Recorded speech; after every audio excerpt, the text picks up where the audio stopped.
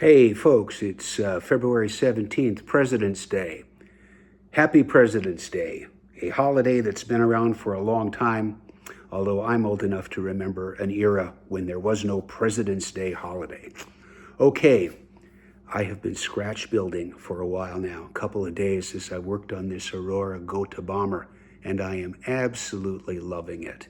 It's nice to get back some of those skills that I had to a pretty good degree when I was building slot cars a number of years ago.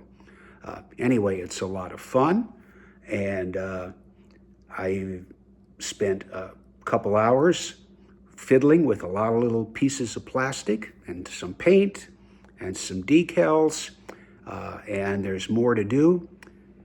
And we'll head over to the workbench now and take a look and see what I got done today. Yes, I'm calling it quits in the early part of the afternoon as far as model making and scratch building. I'm a little bit worn out. I'm an old man, and I can only concentrate so long. So after I finish putting this video together, I'm going to catch up on some Premier League games that I missed over the weekend. Happy modeling, and let's head to the workbench. This is definitely kismet. I've been able to fit all three of my crew members for the Aurora Gotha Bomber into the plane without having to do any surgery. And so I've got Commander Hans Peter, pilot Ernst, and rear gunner Joachim all in place. Well, actually, they're just blue tacked in there. And best of all, they are going to fit after I do all of the painting, so I won't have the real problem of trying to mask around figures in the various openings. Wow, how lucky can I be? I guess we better check what's inside this fuselage now. Stay tuned. Hey folks, it's a bit past 2 p.m. on Monday. And I'm going to call it an afternoon at the workbench. I've been going on this Gotha now since mid-morning. And while it may not look like much, most of the stuff I was doing was pretty fiddly. And it doesn't take much to tire me out or burn me out these days. So I'm going to go catch up on some Premier League games that I missed over the weekend. What did I get done today? Well, I put in the hand air pump there, and I did a proxy second fuel tank. Actually, just quickly rolled it up in some blue tack and gave it a coat of gray paint, positioned it. I wanted to see how it all fit with the fuel tanks that I had made from two Sopwith Camel tanks, and it looks okay, but it's just blue tacked in there. If I can do a better job with plastic, which I think I can, that's what'll go as the bottom fuel tank. They're stacked on top of each other in that compartment. If not, I will spend a little bit more time and carefully craft the blue tack so it looks a whole lot closer to the one on top. But I've got a solution for that, so I'm happy about that. I added the drop-down seat, made that myself, had some photo etched seat belts and glued that to the final of the second to last of the dividers or bulkheads for the rear compartment there.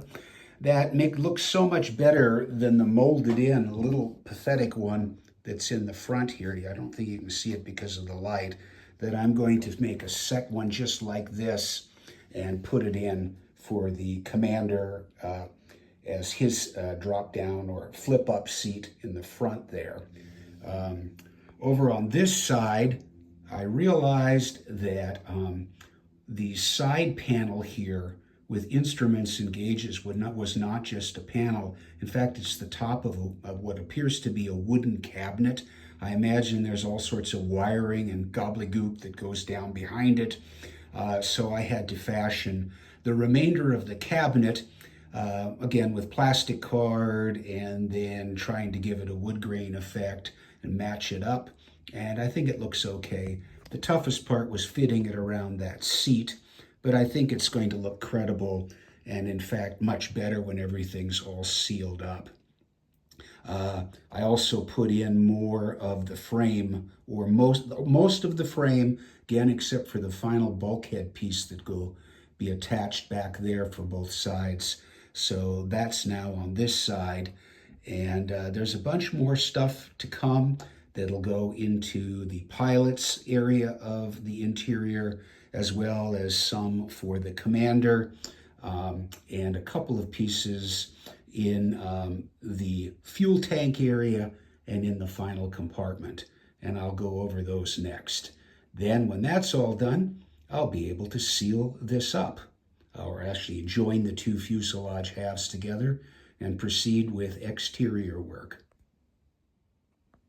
So here's what's left to do in the interior, at least as far as I can see. I've got to add 3 oxygen tanks, one for each compartment or for each crew member. There's one sitting there. Again, I've used the Wingnut Wings color painting guide as my guide for putting together the extra pieces for the interior. I'll be, as I said, putting in a new flip up, flip down seat with seat belts or belts in the front. I think, yes, I'm going to I'm going to carve out that bomber hole in the cockpit floor, so I will do that. I've got to add the brace or support for the pilot's seat right there.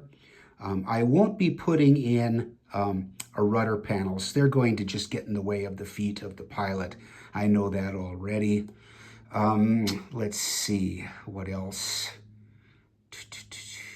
Oh yeah, the steering wheel control column will be added right at the end because those are fiddly little things.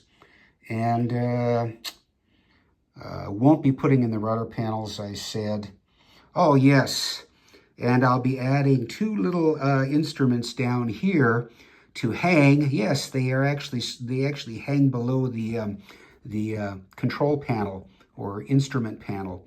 But I've got some nice PE pieces that I can make the extra gauges for and suspend them with either rigging line or very thin wire below this panel. I'll do that at the end because that'd be just praying to get knocked off if I inserted them any sooner. I may make a magazine storage locker. Now in this, it was in the location of the locker was in what I call the bomb bay. There really isn't room for that where the fuel tanks are, at least not in that position. I might be able to fit in a smaller magazine locker somewhere else in this whole area, maybe over to the side. I've definitely got the drums for the Parabellum machine gun, so I will do that. As I said, I'll be putting in a support for the pilot's seat. It doesn't need it. It's very well glued in with super glue, but CA glue, but just for appearance sake. Although I doubt if anybody will ever see it once this is all sealed up. There's a schematic of what the oxygen tanks look like. I think I'll be crafting those, carving it out of evergreen plastic and doing a little engraving and then making the little inflatable bags, you know, out of pieces. Put those together, and one for each cockpit.